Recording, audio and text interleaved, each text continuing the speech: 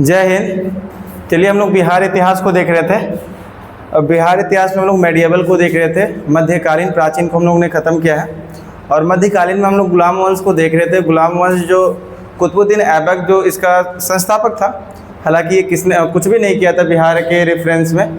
सबसे पहले करने वाले कौन थे? इल्तुतमिश थे, और वही इल्तुतमिश को गुलाम वंश का वास्तविक संस्थापक के नाम से जाना जाता है। और सबसे पहला जो बना रहे वहाँ के, क्या बोलते हैं उसको, सूबेदार। सबसे पहला सूबेदार जो बनाया जा रहा है, किसको बना? मलिक जानी को बनाया जाता है। और उसके बाद बलबन भी जीतता है बिहार को, दक्षिणी बिहार को गया जी को मिला लेता है। आगे देखा जाए, गुलाम वंश हम लोग देख लिए हुए थे। गुलाम वंश के बाद कौन सा वंश आएगा जी? खिलजी वंश। कौन है संस्थापक? खिलजी वंश का संस्थापक कौन है बताइए? नहीं पता? नहीं, वो तो भतीजा था उसका, जलालुद्दीन खिलजी का। आप लोगों को 12th क्लास में ये सब है ना? 10th या 12th? 8 से कौन पढ़ी है? तो मतलब ये सब सुनबे नहीं किए लोग। 8-9 में भी रहता है ना जी।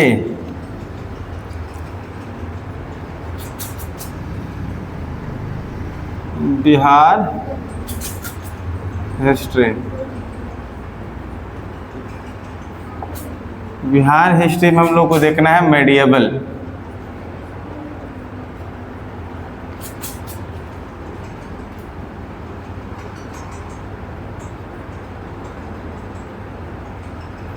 मध्यकालीन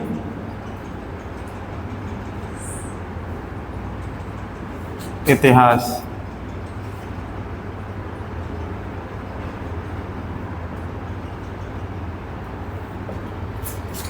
हम लोगों ने देखा हुआ था किसको? दिल्ली सल्तनत को ना जी। यहाँ लिखा जाए दिल्ली सल्तनत। ये तो आप लोगों को पूरा पता चल गया कैसे चालू होता है दिल्ली सल्तनत।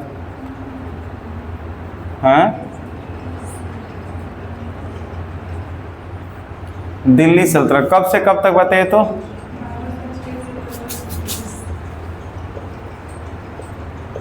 पहला हम लोग ने देख लिया था किसको?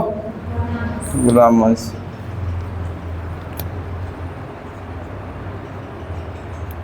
इसके बारे में पता चल गया आप लोगों को, गुलाम वंश। तो बताइए सबसे योग्य शासक कौन हुआ गुलाम वंश का? सबसे योग्य इल्तुतमिश ना, वास्तविक संस्थापक भी और सबसे लंबा शासक भी इसी का था। दूसरा कौन सा वंश आएगा? खिलजी वंश। इसका थोड़ा सा काल बताइए तो कब से कब तक चलेगा जी? ये चलेगा 1206 से लेके 1290 तक। ये चलेगा 1290 से लेके 1320 तक, यही चलेगा ना। तो खिलजी वंश का संस्थापक देखा जाए तो जलालुद्दीन खिलजी है। कौन है जी? जलालुद्दीन खिलजी हो जाएगा। खिलजी वंश का संस्थापक देखा जाए, इसका संस्थापक जो होगा और बड़ा अधिक एज में बनता है, मतलब 70 वगैरह के एज में, 60-70 के एज में भी राजा बनता है। सोचो, जब इंसान का मरने का समय आ रहा है तो राजा बन रहा है, अलग ही बात है ना। तो संस्थापक कौन है? जलालुद्दीन खिलजी। तो इनको हम लोग कह सकते हैं दिल्ली सल्तनत का सबसे अधिक वर्ष में या ओल्ड एज में राजा बनने वाला शासक था। पहले पॉइंट लिख सकते हैं हम लोग,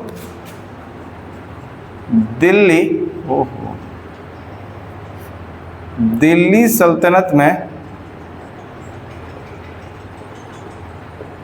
तुम्हें सबसे अधिक एज, अधिक उम्र में राजा बनने वाला शासक है। एक पॉइंट तो यहाँ समझ में आ ही गया आप लोगों को। तो सबसे अधिक एज में बनने वाला कौन शासक हो जाएगा दिल्ली सल्तनत का? जलालुद्दीन खिलजी। इन्हीं का एक भतीजा था हाँ, अलाउद्दीन खिलजी। भतीजा, भतीजा मतलब जी भाई का लड़का ना, इसे बोलते हैं ना भतीजा।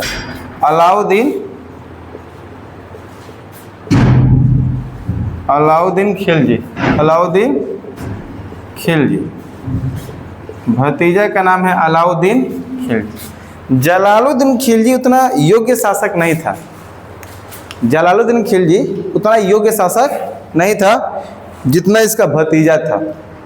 तो दिल्ली में राजा बैठा कौन था, ध्यान से समझने वाली बातें हैं।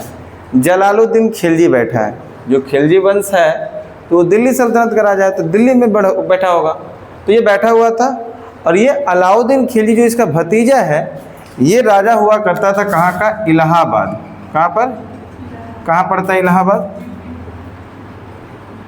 क्या नाम है आज वर्तमान में इलाहाबाद का, प्रयागराज। इलाहाबाद में एक जगह है जिसका नाम है कड़ा। क्या नाम है, कड़ा, या इसी को बोलते हैं मणिकपुर। क्या बोलते हैं जी, मणिकपुर। यही का शासक हुआ करता था अलाउद्दीन खिलजी। तो दिल्ली में बैठा कौन है, और उसके भतीजा अलाउद्दीन खिलजी को शासक बनाया गया है यूपी। समझ में तो ही रहा है, यूपी के एक कड़ा और मणिकपुर जगह का नाम है, वही का शासक कौन, तो कहा जाएगा अलाउद्दीन खिलजी। कौन है, अलाउद्दीन खिलजी। एक समय हुआ कि अलाउद्दीन खिलजी, ध्यान से सुनना है, अच्छा ये बड़ा ना दयालु राजा भी था, ये बहुत दयालु राजा था। जैसे कई सारे आक्रमणकारी आए तो उन लोग को बंदी भी बना के रख लिया था, मतलब उन लोगों को काम दे दिया हुआ था। जलालुद्दीन खिलजी, ध्यान रखिएगा, पूछा जाएगा दयालु राजा कौन, तो बोलेंगे जलालुद्दीन खिलजी। अलाउद्दीन खिलजी जो है 1296 की बात है, एडी, ईस्वी चलेगा ना, 1290 से 1296 एडी की बात है। अलाउद्दीन खिलजी महाराष्ट्र में एक जगह है जिसका नाम है देवगिरी, जो वर्तमान में आज नाम देखोगे उसका नाम होता है देवगिरी को, और तुगलकाबाद वगैरह के नाम से भी जाना जाता है, कुछ ऐसा कुछ करके नाम है वर्तमान में। आप लोग महाराष्ट्र पढ़े हो, औरंगाबाद में बताए होंगे, बगल में देवगिरी करके जगह का नाम बताए थे, देवगिरी, ध्यान है, नहीं पता है, अरे महाराष्ट्र पढ़ाए थे, महाराष्ट्र में औरंगाबाद के बगल में बताए होंगे देवगिरी, शायद नहीं आ रहा, चलो कोई बात नहीं। देखो महाराष्ट्र में एक जगह है जिसका नाम है देवगिरी। क्या नाम है, देवगिरी। और इस देवगिरी, ध्यान दीजिएगा, 1296 ईस्वी में महाराष्ट्र की एक जगह है जिसका नाम है देवगिरी, यहीं पर पहुंचता है कौन, अलाउद्दीन खिलजी लूटपाट करने के लिए। क्या करने के लिए, लूटपाट करता है, मतलब धन दौलत चीजें लूटने के लिए गया। कब की बात है ये, 1296 ईस्वी में महाराष्ट्र के देवगिरी में जा रहा है अलाउद्दीन खिलजी लूटने के लिए, और महाराष्ट्र के देवगिरी को जीत भी लिया है। महाराष्ट्र के देवगिरी को कौन जीत लिया जी, अलाउद्दीन खिलजी। अलाउद्दीन खिलजी क्या किया है, देवगिरी को जीत लिया, देवगिरी को, और काफी सारा धन दौलत लूट के आया, धन दौलत लूट के आया। जब ये बात पता चलता है जलालुद्दीन खिलजी को, क्योंकि वो जो राजा दिल्ली में होगा, पूरे भारतवर्ष में सबसे बड़ा राजा किसको माना जाता है, दिल्ली में। आपको याद होगा जब पृथ्वीराज चौहान भी थे राजा दिल्ली में, तो पूरे भारत में सबसे बड़ा राजा कौन थे, पृथ्वीराज चौहान थे। इस प्रकार दिल्ली में जो सबसे बड़ा राजा होगा उसी को माना जाता है। तब जब ये बात जलालुद्दीन खिलजी को पता चलता है कि ये हमारा भतीजा अलाउद्दीन खिलजी यहाँ से धन लूट के और जीत के गया है, तो अपना हिस्सा लेने पहुँचते हैं कहाँ, अलाउद्दीन खिलजी के पास। कौन पहुँचेगा, जलालुद्दीन खिलजी अपना हिस्सा लेने के लिए पहुंचा। भाई जब हिस्सा लेने के लिए पहुंचा था अलाउद्दीन खिलजी के बाद, तो डायरेक्ट कहा कि हम नहीं देंगे, और ये बहुत ज़्यादा योग्य नहीं था, एजेड हो गया था, उतना बल भी नहीं उसके अंदर, और आया अब मारियो दिया इसको।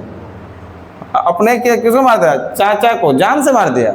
बिल्कुल, किसको मार दे रहा? अलाउद्दीन खिलजी किसको मार दिया है? तो अगला देखा जाए, यहाँ पर मैं लिखूं तो अलाउद्दीन खिलजी ने किसको मार दिया? अलाउद्दीन। तो अलाउद्दीन खिलजी जलालुद्दीन खिलजी को जब मार देगा तो दिल्ली का राजा कौन बनेगा? कौन बनेगा? दूसरा शासक जो खिलजी वंश का कौन हो गया? पहला ये था, तो दूसरा कौन आया? अलाउद्दीन खिलजी।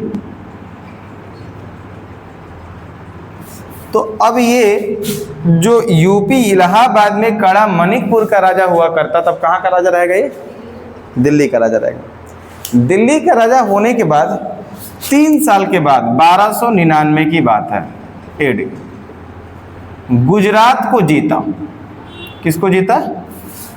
फिर वही कॉन्सेप्ट आएगा, जब जब शासक योग्य होगा तब तक अपना क्या साम्राज्य का विस्तार करेगा, कमजोर होगा तो साम्राज्य कंप्रेस हो जाएगा, छोटा हो जाता है। तो गुजरात को जीता। गुजरात जीतने के बाद गुजरात अभियान कर रहा था। अभियान का मतलब गुजरात को घूम रहा था। कौन? अलाउद्दीन खिलजी। तो जब गुजरात को जीता है अलाउद्दीन खिलजी और गुजरात घूम रहा था, तो बहुत बड़ा गुलामों का बाजार लगा हुआ था गुजरात में। शायद ये कहानी आप लोगों को मैं बताया। तो गुजरात में बहुत बड़ा क्या लग रहा है? गुलामों का बाजार। और उसी बाजार में एक गुलाम है, बहुत महंगा गुलाम बिक रहा है, जिसका नाम है 1000 दिनार या मलिक काफूर। क्या नाम है? मलिक काफूर। मलिक काफूर बोलते हैं इसको, या इसी को बोलते हैं 1000 दिनार। मतलब इतना महंगा, मतलब 1000 दिनार इसका इसीलिए नाम रखा गया कि इस गुलाम को खरीदने के लिए कितना दिया जाएगा? 1000 दिनार। 1 दिनार का मतलब 1 सोने का सिक्का के बराबर होता था। आज से रिलेट करोगे तो 1 दिनार का मतलब 1 सोने का सिक्का होता था। तो मलिक काफूर वहाँ पर लगा हुआ था। जब गया ये अलाउद्दीन खिलजी, तो कह रहा है कि भाई इसका दाम इतना क्यों है? जो व्यापारी गुलाम को बेच रहा था कह रहा है कि इस गुलाम का इतना दाम क्यों रखा है?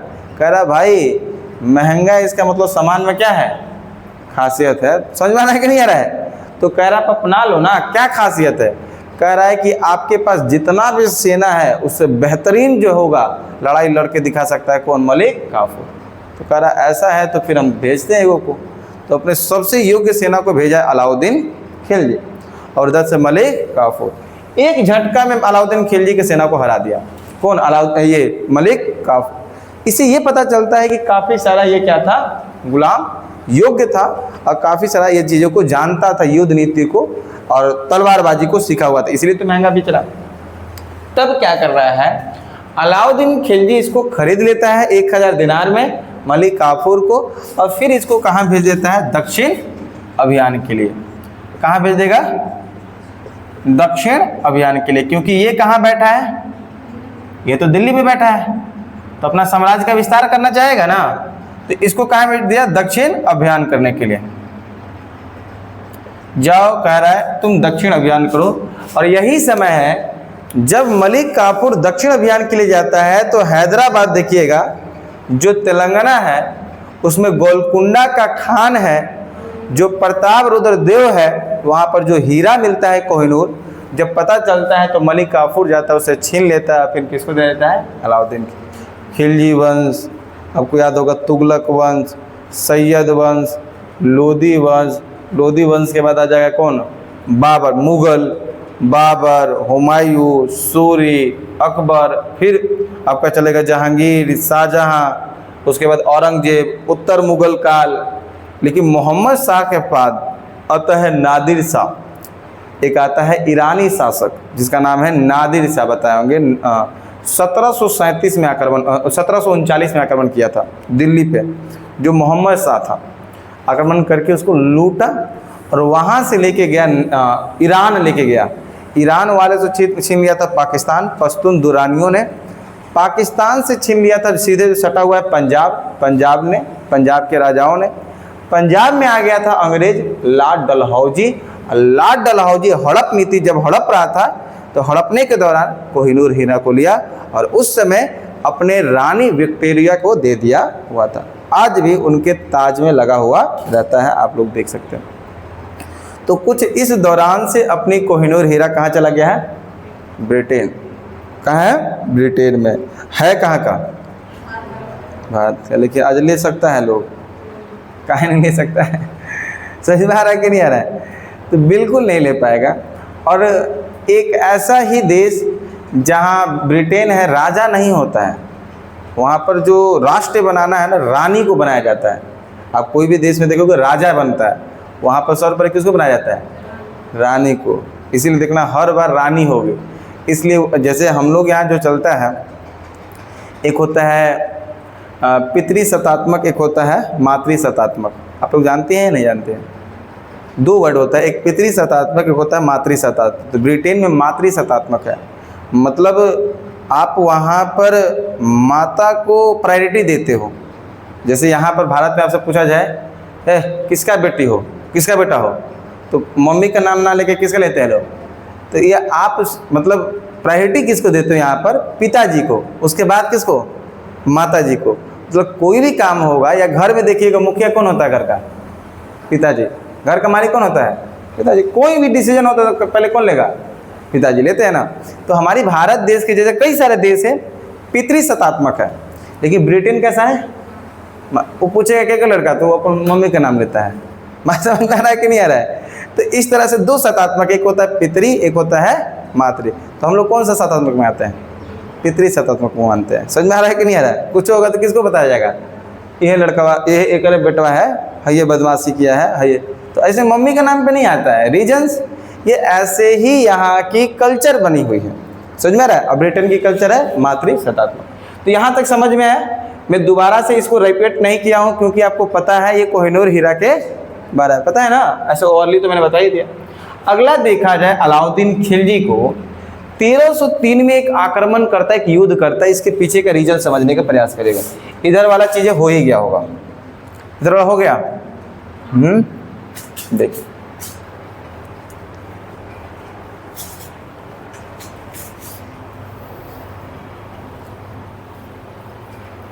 समझने का प्रयास करना है।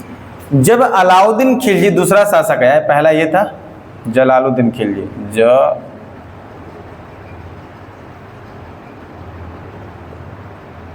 देखिए दूसरा शासक कौन था? अलाउद्दीन।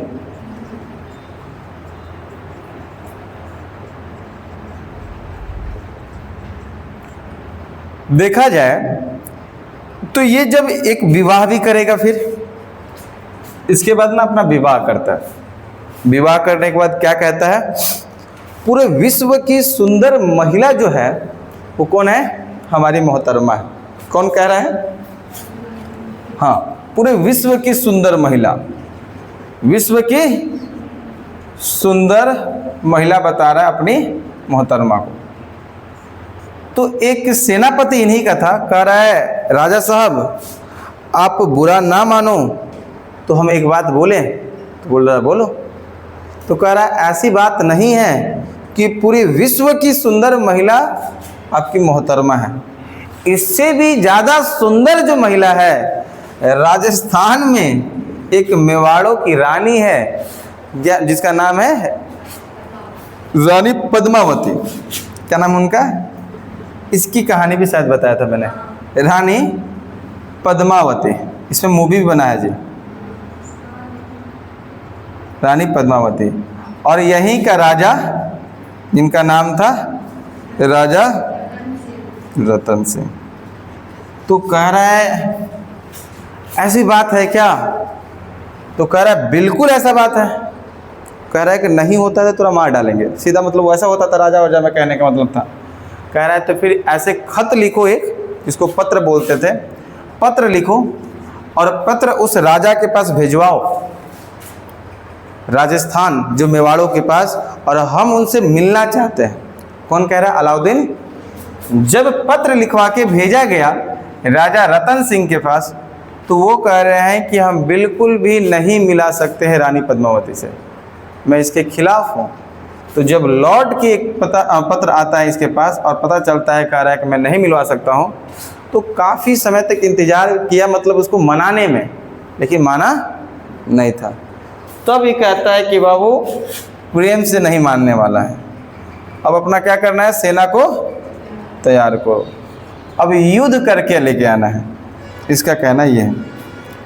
और मेवाड़ों के, राजस्थान के जो राजाओं का कहना है कि भाई मर जाएंगे, सर कटा सकते हैं लेकिन सर झुका कभी नहीं सकते। आप लोग को देखिए आज भी उन लोगों को एकदम सिंहासन देखोगे ना, बड़े बड़े महल है आज भी।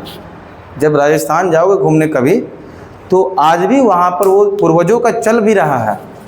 एक पता नहीं क्या नाम है, महाराजा कुछ वंशज करके हैं, आज भी चल रहा है। एकदम राजा जैसा सिंहासन, एकदम कुर्सी वैसा, वस्त्र वैसा, पूरा गाड़ी वाड़ी सब वैसा है, आज भी चलाता है वो लोग।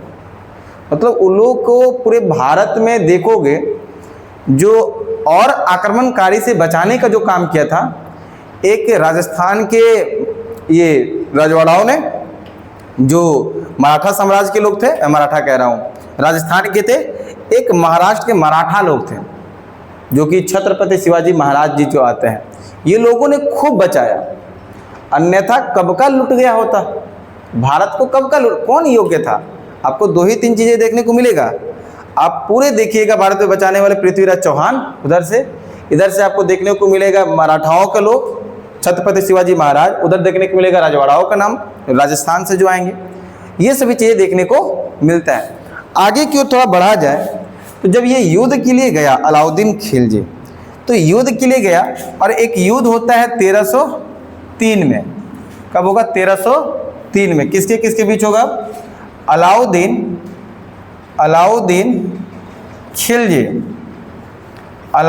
खिलजी वर्सेस किसके बीच होगा?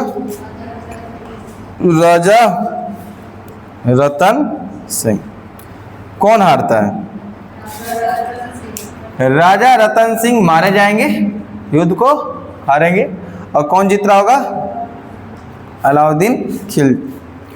इसके बाद जब वो रानी के पास जाने का प्रयास करता है अलाउद्दीन खिलजी, तो रानी जो पद्मावती हैं, तो एक रानी जब होती हैं तो अकेले नहीं होती हैं, उनके साथ छोटे छोटे रानियां और साथ में होती। शायद मूवी देखोगे तो देखने को मिलता होगा, अगल बगल के छोटे छोटे रानियां भी उनके साथ में सहयोगी के रूप में रहती हैं। तो वो रानी पद्मावती क्या कर लिए, कह रही है वही बात आएगा, सर कटाना मंजूर है, सर झुकाना मतलब अपनी स्वाभिमान को झुकने नहीं देना है, चाहे कुछ भी हो जाए। और आज भी वैसे ही औरतें वहाँ की हैं, आप पढ़ोगे इनके इतिहास के बारे में, आज भी वहाँ के वैसे ही हैं। तो उन्होंने क्या किया कि कई सारे रानियों के साथ अपने आप को क्या कर ली, जोहर कर ली। जोहर यानी आग में कूदकर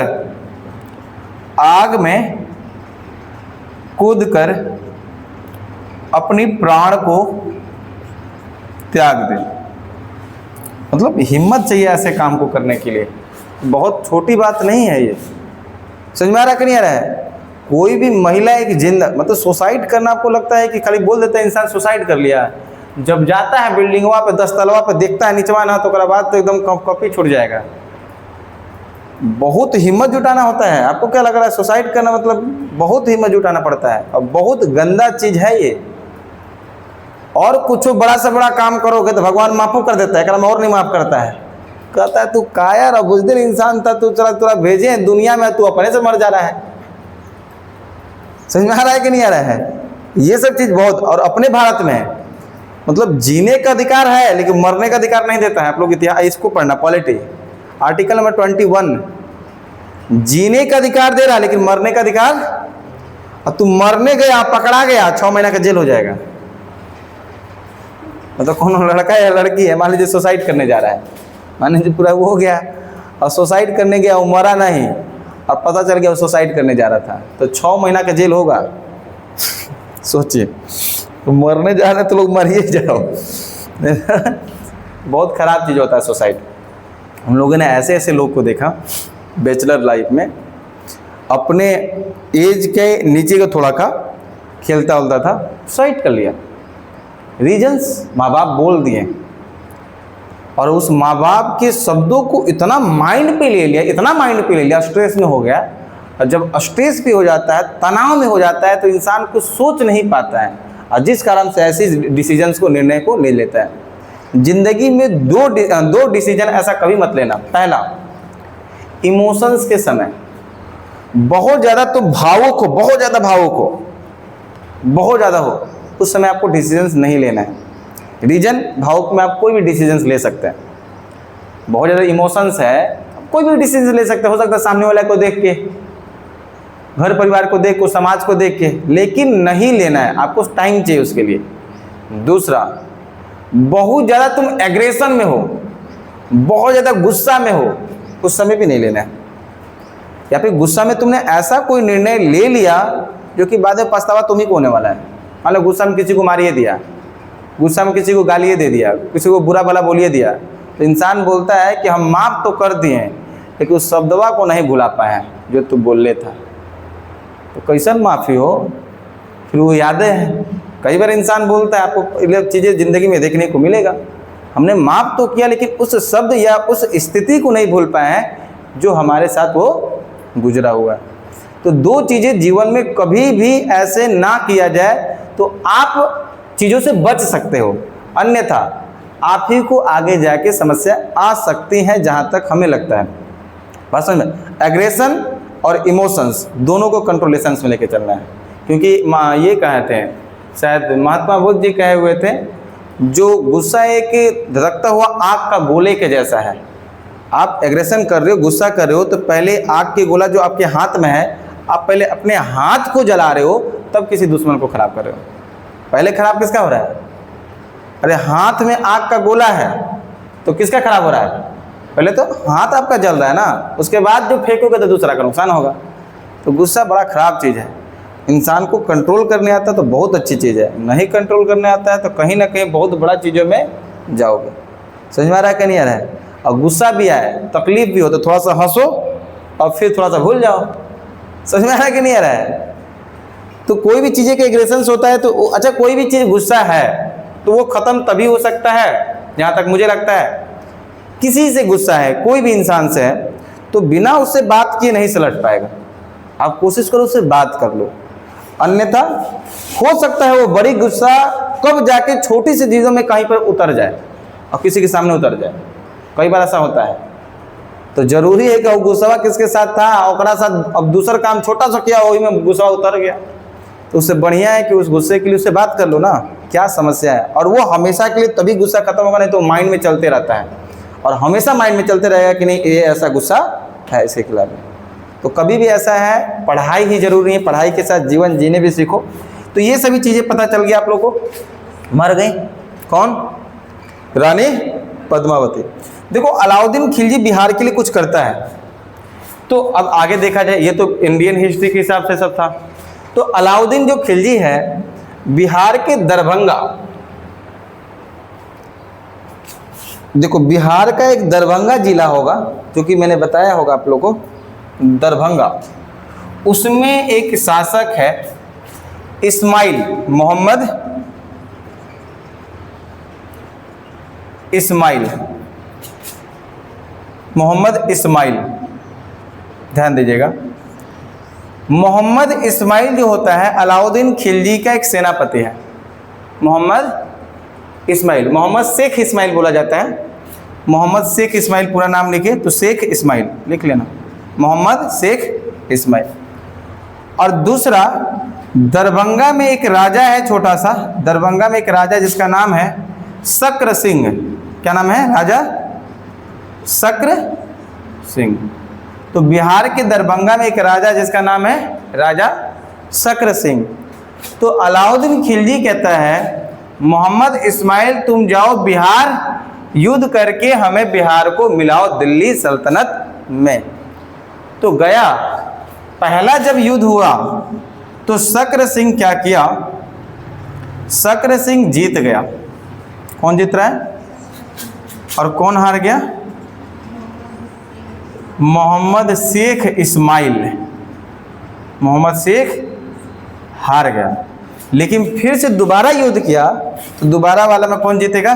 पहले वाला में ये जीता, ये हार गया। और दूसरा बार युद्ध हो रहा है, फिर मोहम्मद शेख इस्माइल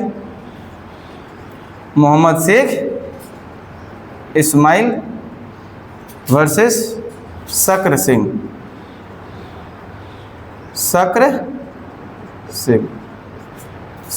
सिंह। तो मोहम्मद शेख इस्माइल और वर्सेस शक्र सिंह। तो इस बार कौन जीत रहा होगा? ये जीतेगा और ये हार जाएगा। तो इस दौरान क्या अलाउद्दीन खिलजी ने बिहार को दिल्ली सल्तनत में मिलाया? बिल्कुल मिलाया। आप देख पा रहे होगे। तो अलाउद्दीन खिलजी ने भी क्या किया है? बिहार को दिल्ली सल्तनत में मिलाया। बाकी एक इतिहास ये एक तरफ और जितना बाकी जाने हो एक तरफ। वो पूरा इंडियन हिस्ट्री था, बस एक ही लाइन था हायोला, उतना बताने के लिए हम इतना किए हैं। लेकिन आपको कहानी पता होना चाहिए इनके बारे में। अब मुझे लगता था तो मैं तो डायरेक्ट ये लाइन बता देता तो खत्म हो जाता, ये तो एक ही लाइन की बात था। तो ये काम फिर से कब करेगा आपको? जब आप क्या पढ़ रहे होंगे? Indian history. बात समझ में आया? तो ये चीजें हो गई। यहाँ से कौन सा खत्म होगा? खिलजी वंश। अब आएगा दुगो और शासक आएगा, छोटा छोटा शासक आएगा, उससे कोई मतलब हम लोग को अभी है नहीं। अगला दिखाइए, खिलजी वंश के बाद कौन सा वंश आएगा? बताओ, इरेज किया जाए इसको। खिलजी वंश के बाद दूसरा वंश कौन सा आएगा? बताइए। हाँ, तुगलक। कौन सा वंश आएगा? तुगलक वंश के बारे में भी आप बिहार के इतिहास से देखे हैं। पाल वंश, सेन वंश, कर्नाट वंश में बताएं, है ना? वही बातें यहाँ पर रिपीट करना होगा।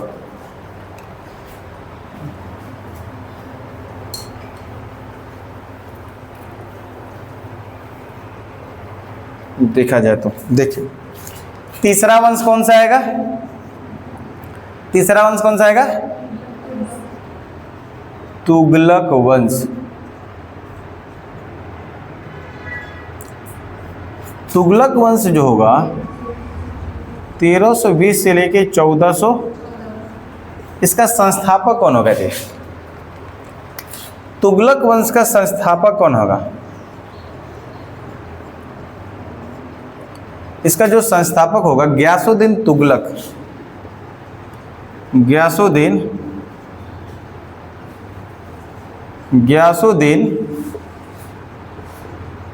तुगलक कौन होगा? गियासुद्दीन तुगलक। इसका शासन 5 साल तक चला, 1320 से लेकर 1325 तक। आपको याद होगा वो आ रहा था वहाँ से कर्नाट वंश को जीत कर। तो इसका बेटा जो मोहम्मद बिन तुगलक एक रास्ते में घर बनवाया था लकड़ी का, और जब आंधी आया घर गिरा, इसकी मृत्यु हो गई। 1325 डेट था, ठीक है। तो गियासुद्दीन तुगलक जो है, इसी ने ही जब कर्नाट वंश चल रहा था, कौन सा वंश? कोई बताएंगे कर्नाट वंश की राजधानी कहाँ थे और इसकी स्थापना कब हो? हाँ, सिमरावगढ़। कहाँ पड़ता है? देखिए, बताइए कैसे। तो कर्नाट वंश कौन सा जाएगा? कर्नाट वंश। तो जो कर्नाट वंश है, इस कर्नाट वंश में एक शासक था जिसका नाम था नरसिंह। याद आ रहा है? नरसिंह। और उस नरसिंह के समय जो आक्रमणकारी आया था बख्तियार खिलजी। और नरसिंह के बाद अगला जो शासक आ जाएगा हरि सिंह। क्या था? हरि सिंह। क्या नाम है? हरि सिंह। और इसी हरि सिंह के दौरान जो भारत में आक्रमणकारी आया था गियासुद्दीन तुगलक। कौन आया था? गियासुद्दीन तुगलक। तो गियासुद्दीन तुगलक आया। कौन आया जी? गियासुद्दीन तुगलक। और गियासुद्दीन तुगलक जीता। वो डेट आप लोग को याद होगा, बिहार को जीता।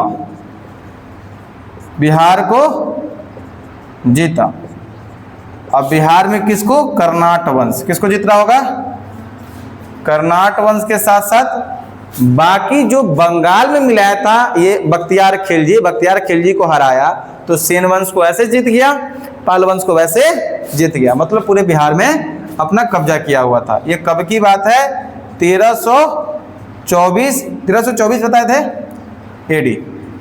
1324 ईस्वी, 1324 ईस्वी में जीता हुआ था। तो एक यहाँ से ही पता चल रहा है, तो तुगलक वंश में गयासुद्दीन तुगलक ने भी बिहार को भी दिल्ली सल्तनत में मिलाया हुआ है। तो किसने मिलवाया है? गयासुद्दीन तुगलक। दो बड़ा काम किया है, बार बार क्वेश्चन आता है। पहला काम, इसने दरभंगा का नाम बदल के तुगलकपुर किया हुआ है। याद रखिएगा, दरभंगा का नाम बदल के क्या किया है? तुगलकपुर। दरभंगा का नाम बदल के क्या कर दिया है? दरभंगा का नाम बदला है और क्या कर दिया? तुगलकपुर। दूसरा एक नाम बदला है तिरहुत। तिरहुत शायद ये भी सुने हैं आप लोग, याद आ रहा है? वो गंडक नदी के द्वारा जो नहर बनती है, पूर्वी नहर और पश्चिमी नहर, और पूर्वी नहर को तिरहुत नहर के नाम से भी जानते हैं। याद आया? थोड़ा बहुत नहीं याद आ रहा है? तो तिरहुत जो है, तो तिरहुत का नाम बदल दिया गया है। बहुत बड़ा ये प्रमंडल भी है, मंडल, जो कई सारे जिला मिला के मंडल बनता है। कई सारे जिला बनाएगा तो क्या बनता है? मंडल वगैरह बनता है, जिसमें कमिश्नर हेड होते हैं। कमिश्नर जैसे जिला का हेड कौन होता है? डीएम। कैमूर है वो क्या है? जिला, उसका राजा कौन होगा? DM, district magistrate. और सब कई सारा जिला मिला दीजिएगा ना, कई सारा, उसी का मालिक हो जाएगा कौन? कमिश्नर बोलते हैं। क्या बोलते हैं इसको? देखते हो एकदम, हाँ, वो लोग का स्टार रहता है वहाँ पर, कमिश्नर होता है वो ना। डीएम का भी ऊपर पोस्टला होता है। जब आप यूपीएससी निकालते हो, 4-5 साल बढ़िया से नौकरी करते हो जिला पदाधिकारी पे, तब जाके कमिश्नर बनाता है, और कमिश्नर के पद पे होते हो। तो कई सारे जिलाओं का मालिक होता है वो। तो तिरहुत, क्या बोलेंगे? तिरहुत। तो तिरहुत का नाम बदल दिया है तुगलकाबाद। क्या बोलते इसको? तुगलकाबाद। ये दो चीज़ें बार बार पूछा जाता है कि बताइए कि मध्यकालीन इतिहास में दरभंगा का नाम तुगलकपुर किसने किया? गयासुद्दीन तुगलक ने। तिरहुत का नाम तुगलकाबाद किसने दिया? गयासुद्दीन तुगलक। क्लियर हुआ यहाँ से? तुगलक वंश समझ में आया? आगे बढ़ा जाए, तुगलक वंश के बाद अगला होगा, कौन सा वंश होगा? सैयद। कौन सा वंश होगा? सैयद वंश का साक्ष्य कोई भी नहीं मिलता है कि बिहार में इसने कुछ किया है। बिहार के रेफरेंस में इसका कोई कुछ नहीं किया है। तो सैयद वंश ऐसे खाली चला जाएगा, है ना? सैयद वंश ऐसे ही खाली चला जाएगा। देखिए, सैयद वंश में कुछ मिला नहीं। मैं यहाँ पर लिखूं, सैयद वंश कब से कब तक होगा? से लेके 1451 ना। बार बार हम इस चीज़ को भूल जा रहे हैं। उससे पहले भी हम 51 भी बोल दिए थे। 1451। यहाँ से कोई भी बिहार का साक्ष्य नहीं मिलता है। पांचवा देखा जाए, अगला जो होगा लोधी वंश। अंतिम शासक कौन सा है? बताओ, इसका संस्थापक कौन होगा? 1457 से लेके 1536। 57 होगा कि 51 होगा? हमको डाउट हो रहा है। कंफर्म? हाँ, चलो देख लेना, अगेन डाउट हो रहा मुझे।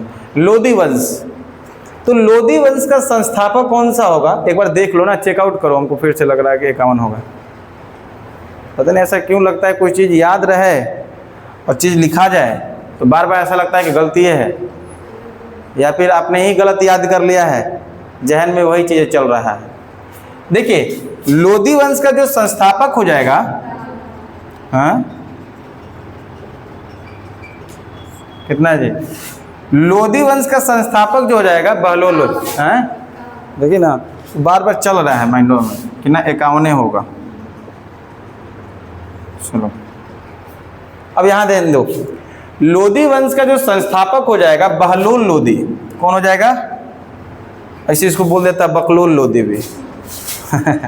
समझ आ रहा है कि नहीं आ रहा है? क्या नाम है? बहलोल लोधी। नहीं, एकदम नहीं हो जा रहा है, बकलोल। ह को हटा के क्या कर दो? क नहीं हो जाएगा? बहलोल लोधी, बहलोल लोधी, बकलोल लोधी। चलो देखो, ऐसा क्वेश्चन पूछे कौन से वंश को बकलोल वंश कहते हैं? लोधी वंश को बकलोल वंश कहते हैं। सही में जब क्वेश्चन पूछ देगा तब हो जाएगा, जब तक नहीं पूछा तो सही नहीं, ऐसा बात नहीं है। चलो देखो यहाँ पे संस्थापक कौन सा हो जाएगा? बहलोल लोधी। योग्य शासक नहीं था। इसके बाद एक योग्य शासक आएगा जिसका नाम है सिकंदर लोधी। कौन आएगा? सिकंदर लोधी। एक योग्य शासक कौन हो जाएगा? सिकंदर लोधी। इसी का एक ऑफिसर होता था या फिर प्रमुख सेनापति कहोगे। एक प्रमुख सेनापति है जिनका नाम है दरिया खां नुहानी। दरिया खां सिकंदर लोधी का एक प्रमुख सेनापति है जिसका नाम है दरिया खां। खां इन लोग का पद होता था, खान नहीं, खां। हाँ, दरिया खां क्या बोले? नुहानी। दरिया खां क्या हो जाएंगे? नुहानी। तो एक सिकंदर लोधी का एक प्रमुख सेनापति जिसका नाम है प्रमुख सेनापति, क्या नाम है जी इसका? दरिया खां नुहानी। बिहार में देखोगे तो बिहार में वो वंश है, जैसे बिहार है, ध्यान से देना, यहाँ पर छोटा सा हम बनाए,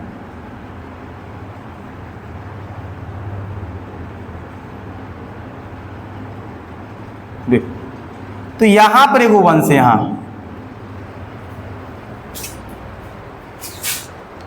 यहां पर एक वंश है, ये नुहानी है, सरकी वंश। जहां मैंने दिखाया ये वाला दिखाई दे रहा है। तो क्या सिर्फ बिहार में ही दिख रहा है कि और कहीं दिख रहा है? बताइए पहले। यूपी में है। तो कौन सा वंश हो जाएगा? सरकी वंश। सरकी वंश। लोकेशन कई बार पूछा हुआ है कहां पर है, तो ये बताया जाए पश्चिमी बिहार एवं पूर्वी, इधर होगा तो पूर्वी यूपी। क्या ये लोकेशन होगा? ये लोकेशन होगा। तो ये यहाँ पर एक कौन सा वंश है? सरकी। और यहाँ का एक राजा है हसन शाह सरकी, हुसैन शाह सरकी, हुसैन शाह सरकी। क्या नाम है इसका? यहाँ का शासक है कौन? हुसैन शाह सरकी। ध्यान दीजिएगा। तो यहाँ का राजा कौन है? हुसैन शाह सरकी। तो ये सिकंदर लोधी अपने प्रमुख सेनापति को दरिया खां नुहानी को भेजता कहाँ पर है? इसी सरकी वंश के राजा से युद्ध करने के लिए, क्योंकि इसको भी बिहार में मिलाना है। तो अब युद्ध होती है किसके किसके बीच होगा? दरिया खां नुहानी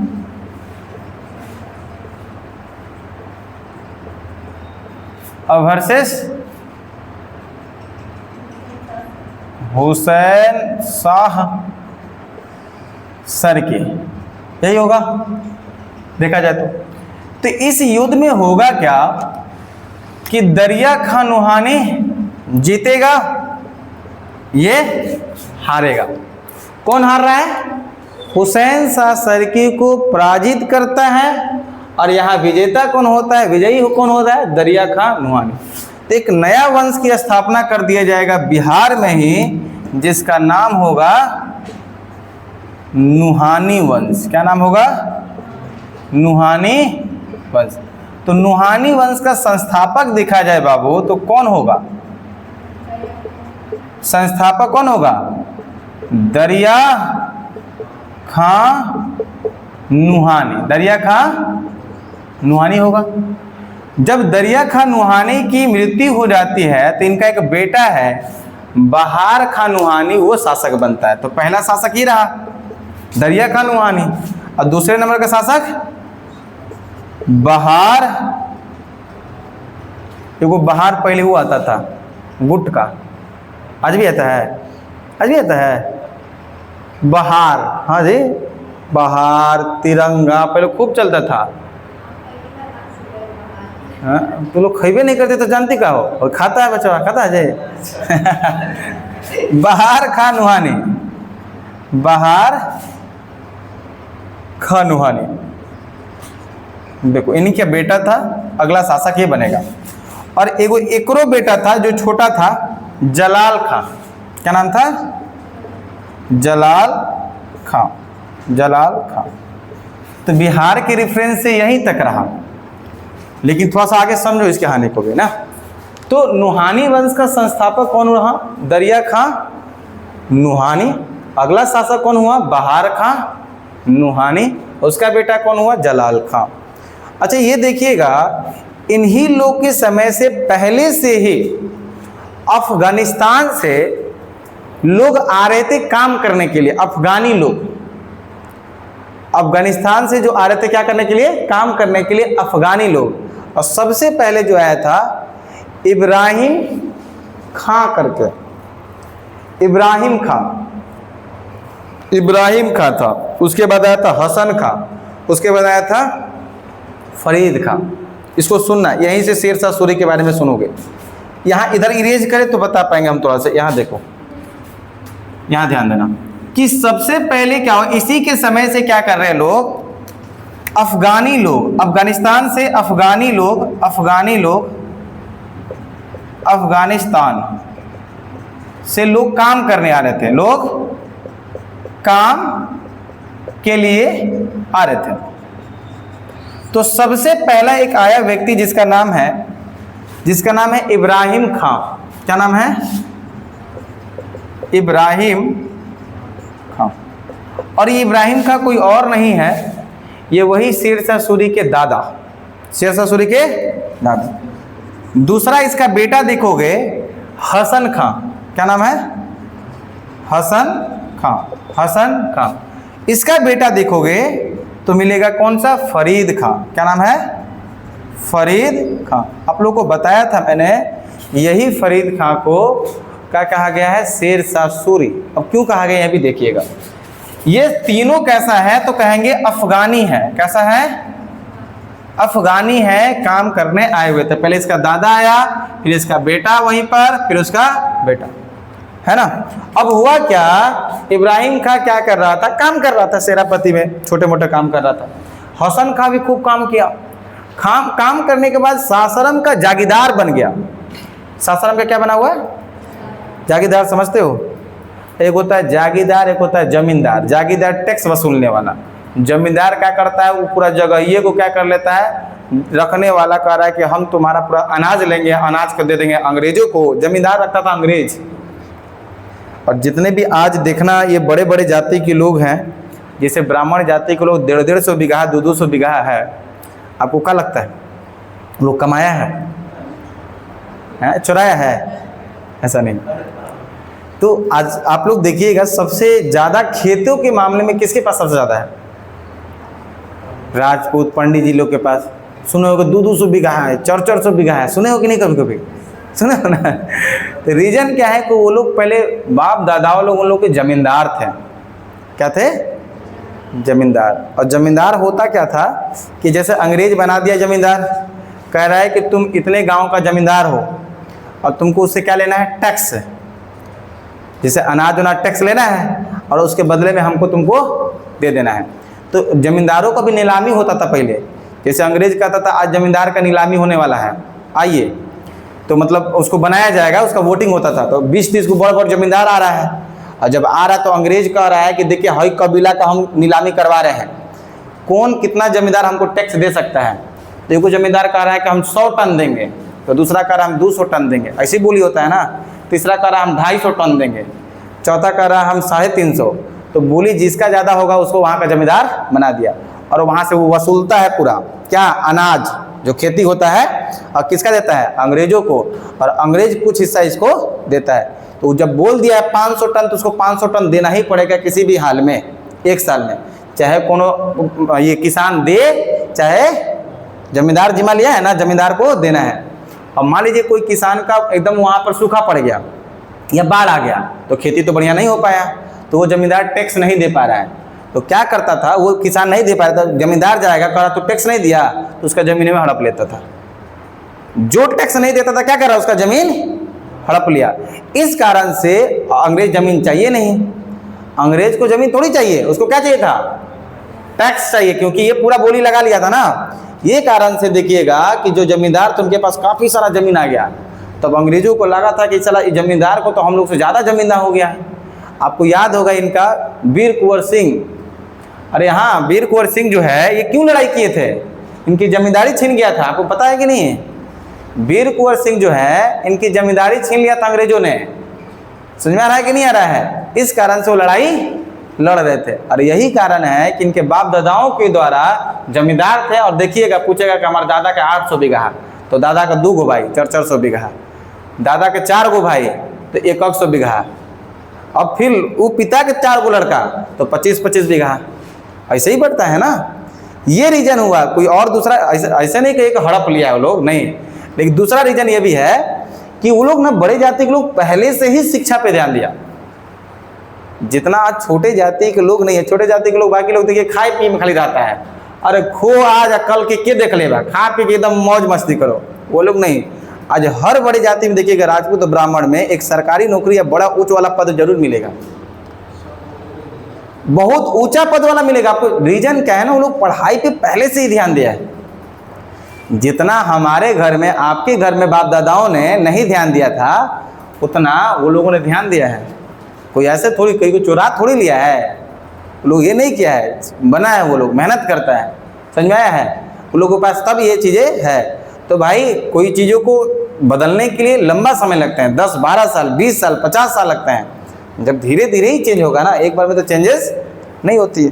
तो जमींदार समझ में आया आप लोग को, ये चीज़ें होता है। तो इब्राहिम खां, हसन खां और फरीद खां, और यही फरीद खां, यहाँ समझिएगा, ये फरीद खां बहार खां नुहानी के यहाँ काम करता था, सिक्योरिटी, बॉडीगार्ड। और एक दिन यही जलाल खां को घुमाने के लिए किया गया था, कहाँ पर, शिकार करने के लिए। जैसे नहीं होता है शिकार करना है जानवरों को, तो जब जंगलों में एक बार गुम हो गया जलाल खां, और शेर इसको खाने वाला था। किसको? अब बचाए कौन? और जब बचा दिया तब यही बहार खां नुहानी ने इसको, फरीद खां को क्या उपाधि दे दिया है, शेरशाह, या शेर खां पहले दिया, उसके नाम से पिंपल गया शेरशाह सूरी। क्या नाम पड़ा? शेरशाह सूरी। यहाँ से आप लोग का क्या खत्म हो जाता है, बिहार हिस्ट्री, दिल्ली से मतलब है ना। अब किसके बारे में पढ़ोगे, अब आएगा कौन, धीरे धीरे कौन आएगा, शेरशाह सूरी। शेरशाह सूरी पहले काम करता है, जब भाई मर जाता है ना, ही मरेगा, और छोटा था अभी, तो इसी के पत्नी से विवाह कर लेता है शेरशाह सूरी। चालाकी देखना उसका, ये काम करता था पहले इसके यहाँ नौकर के तरह पे, सेनापति के तौर पे काम कर रहा है। जब ये मर गया तो ये सोच रहा है कि किसी तरह हमको राजा बनना है। रीजन क्या है, इसका पिता जमींदार था, तो जब जब मीटिंग होता था तो ये भी सतवा में जाता था, शेरशाह सूरी हसन साहब। अब जा रहा है तो देख रहा है कि भाई ये राजा का बतिया सब लोग मान रहा है, हो सेनापति के कह रहा तो वो कर रहा है, ये उसको दे रहा है तो इसको भी दे रहा है, मतलब कह रहा है कि हमको भी अब राजा ही बनना है। कौन? हम लोग के अंदर भी तो ही होता है, जब हम आसपास के लोगों को, बड़ा आदमी को देखते हैं बड़ा बढ़िया सूट बूट पहन ले, बहुत बड़ा गाड़ी ले लिया, क्या करता है तो वही करता, हम वही बनेंगे। ऐसे ये भी थे, जहाँ जहाँ इनके पिता जाते थे ये भी जा रहा होता है, और देखता है कि ये राजा जो चीज़ दे रहा है हुक्म जिसको, वो सब लोग कर रहा है, ये खाना है, ये चाहिए, वो चाहिए, कह रहा हमको भी ऐसा जीवन जीना है। तो उसी समय ठान लिया फरीद खां के हमको भी क्या बनना है। तो काम किया, खूब काम किया सेनापति में। काम करने के बाद ये कह रहा है, इसके मन में चला कि जब राजा बनना है तो छोटे राजाओं के यहाँ काम करोगे तो छोटा राजा बनोगे, बड़ा राजा के नीचे काम करोगे तो यहाँ से बिहार से हट के भागा था दिल्ली। कहाँ गया था? और दिल्ली में जाकर सेनापति के रोल पे काम किया। जब लोधी वंश चल रहा था तो लोधी वंश में जो राजा थे उनके नीचे सेनापति में काम किया। पहले बिहार में काम कर रहा है, फिर सोचा कि नहीं हमको बड़ा राजा बनने के लिए बड़ा राजा के यहाँ, बोला जाता है ना कि बड़ा आदमी बनने के लिए बड़ा लोगों के यहाँ काम करना पड़ेगा, तब तो बड़ा सोच आती है। तो वो गया वहाँ पर, और जब इसको भनक मिलता है कि नहीं यहाँ बहार खां नुहानी मर गया, क्या हो गया है, वहाँ से भागल आता है कौन? फरीद खां। और डायरेक्ट इसकी बीवी से विवाह करता है। रीजन कि जब हम इसकी पत्नी से विवाह कर लेंगे तो राजा कौन होगा नुआनी वंश का? फरीद का। वही लालच में विवाह किया है। अब विवाह किया, अब विवाह करने के बाद कहाँ का राजा बना? नुआनी। और धीरे धीरे बिहार का राजा बना। और जब बिहार का राजा बना, उधर से आगे बढ़ रहा होगा, लोधी वंश के बाद कौन आएगा? बाबर। और बाबर के बेटा जब हुमायूं आएगा, और तभी हुमायूं को मारता है कौन? शेरशाह। और बहुत मार मारता है। इसके पीछे भी रीजन है। जब बाबर था तो अफगानियों को बहुत मार मारा था। जब बाबर राजा था ना तो अफगानिस्तान को कितना बहुत मार मारा था। अफगानी लोग जो भी थे उसको बहुत मार मारा था। लेकिन मतलब कि खुशनसीबी से छूट गया था, लोग बच गया था। कौन? फरीद खां, यानी शेरशाह सूरी। और वही बदला किसे लिया? उसका बेटवा से। किसका? हुमायूं से। और जब बाबर मरा, मतलब 1530 में हुमायूं आया, तब हुमायूं जा रहा था बंगाल अभियान करने के लिए, वहीं पर घेर का बहुत मार मारा था। अमूमन उसको ना गंगा नदी में कूद के भागा हुआ था हुमायूं। एक शहाबुद्दीन निजाम करके है, सिहाबुद्दीन निजाम करके है, वही हुमायूं को बचाया था, मछुआरा था। तो हुमायूं कह रहा आप हमको बचाइएगा ना तो हम आपको एक दिन का राजा बना देंगे। हुमायूं कह रहा है आप हमको बचाते हैं। जब घेर लिया था वहाँ पर, यहाँ पर बक्सर में एक चौसा जगह है ना, यहीं पर घेर लिया था हुमायूं। और जब घेर लिया इसको, घेरने के बाद क्या कर रहा है? इसका सेनापति भागने लगा कुल। ये क्या किया? जान बचाने के लिए किसने कूद गया है? गंगा नदी में। और गंगा नदी में एक मछुआरा था सिहाबुद्दीन निजाम करके, भिश्ती है वो। क्या है? एक मछुआरा है, मछली मार रहा था। कह रहा आप मुझे बचाते हैं तो हम दिल्ली का राजा हैं, आपको एक दिन का राजा बना देंगे। तो ऐसा कह रहा है कि हाँ का, तो उसको बचाता है और सिहाबुद्दीन निजाम को एक दिन का राजा बनाता है। कौन? हुमायूं। और यही कारण है, आप सुने होंगे कि दिल्ली सल्तनत में एकमात्र शासक एक दिन का बना हुआ सिहाबुद्दीन निजाम, और चमड़ा का सिक्का चलाया था। ये आप कभी पढ़े होंगे तो सुने होंगे, चमड़ा का सिक्का चलाया था। रीजन अपने फायदा से कह रहा है एक दिन का राजा है हैं, चमड़ा का सिक्का चला दो और खूब हम चमड़ा का सिक्का बनाएंगे और खूब अमीर हो जाएंगे। कौन कह रहा है? सिहाबुद्दीन निजाम। वो अपना दिमाग लगा रहा है। समझ में आ रहा है कि नहीं आ रहा है? जब हुमायूं को यहाँ से भगाया फरीद खां यानी शेरशाह सूरी, तब दिल्ली का राजा कौन बन जाएगा? शेरशाह। तो देखो पहले छोटका राजा के यहाँ काम किया, फिर उससे क्या हो रहा है? एकदम मोटिवेट होकर बड़ा राजा के यहाँ काम किया, तब उसको भनक लगा यहाँ के, मर गया राजा, आके विवाह कर लिया, राजा बना, बड़का राजा को मार रहा है, फिर पूरा दिल्ली का राजा बना। यहाँ से ये खत्म हो जाता है। बात समझ में आई आप लोगों को? हम एक रिकॉइल करवाएं, शॉर्ट में लिखें, जो बिहार के रेफरेंस से सिर्फ लिखें तो बताइएगा। इतनी कहानी तो बहुत ज़्यादा हो गई, भारत के रेफरेंस से भी और बिहार के भी रेफरेंस से। हम टू द पॉइंट आए, बस टू द पॉइंट आए।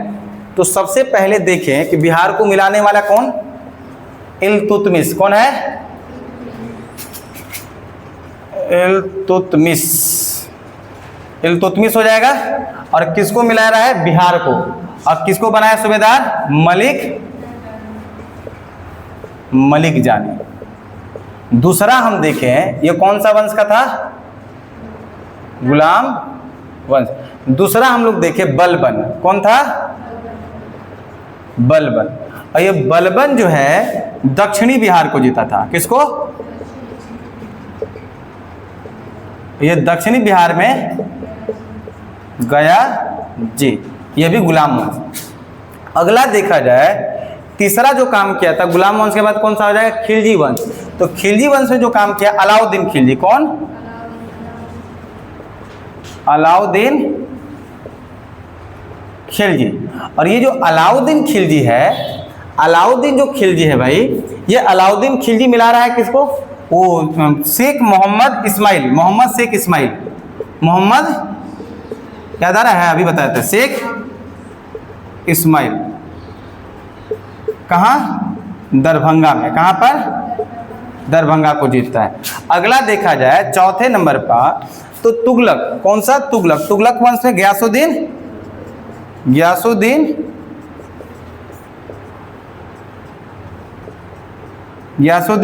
तुगलक। किसको? तो बिहार में कर्नाट वंश। कौन सा वंश? राजा हरि सिंह को जीतता है। और दो काम किया था, एक दरभंगा का नाम बदला, दरभंगा तुगलकपुर, और दूसरा तिरहुत। तुगलकाबाद, तुगलकाबाद। अगला देखा जाए सिकंदर लोदी, लोदी वंश, सिकंदर लोदी। और सिकंदर लोदी में कौन? दरिया खां नुहानी। कौन? दरिया खां नुहानी। दरिया खां नुहानी कहाँ पर? पश्चिमी बिहार, नुहानी वंश। कौन सा वंश?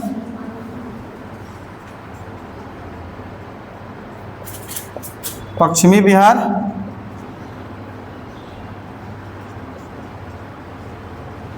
और पूर्वी यूपी। बस। तो आप लोग जो 2-3 दिन से पढ़ रहे थे, ये कहानी इतना ही सेट है। लेकिन मैं डायरेक्ट इस चीज को सिर्फ बता देता तो क्या आपको उतना कहानी समझ में आता? बिहार की रेफरेंस यही बात है जो कि मैंने लिखवाया भी ये सब पॉइंट लिखवाया। लेकिन आप लोगों को थोड़ा हर कहानी के बारे में बताया। दिल्ली सल्तनत में ये राजा आया, ये किया, ये आया, ये किया, ये आया, ये किया। तो बस मेन पॉइंट ये था। बाकी जो मैंने लिखवाया सबको याद करके रखना है। बाकी समझ में आया आप लोग को? ये दिल्ली सल्तनत आप लोग का खत्म। उसके बाद किसको देखेंगे? मुगल। तो नेक्स्ट टाइम हम लोग देखते हैं। आई होप कि आप सभी को भी समझ में आया होगा। लगातार इस सभी को रिवीजन करते रहिए, जिससे ये रहेगा कि आपका क्वेश्चन आया तो आप सही कर पाए। चलिए फिर से मिलते हैं नेक्स्ट डे। जय हिंद।